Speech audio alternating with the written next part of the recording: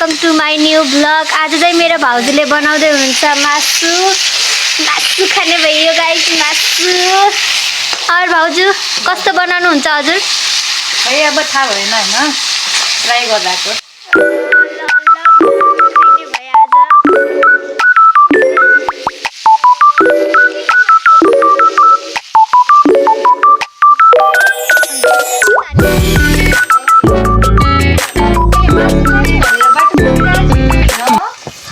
ए हो र, कत्रो ठुलो पिस थियो? तपाईले त कति सानो बनाइदिनु भयो। जोलेर यति सानो भएको। हामीले त पोल्दाखेरि चाहिँ ठुलो नै राखेका थियौँ, जोलेर सानै नै भयो। कस्तो यता हेर्दिनु न कति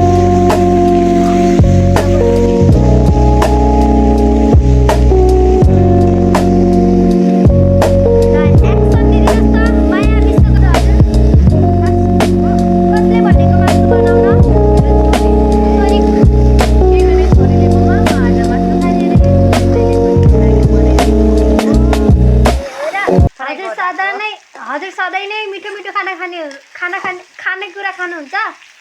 भइहाल्छ नि त्यो त। ए खान्छौँ।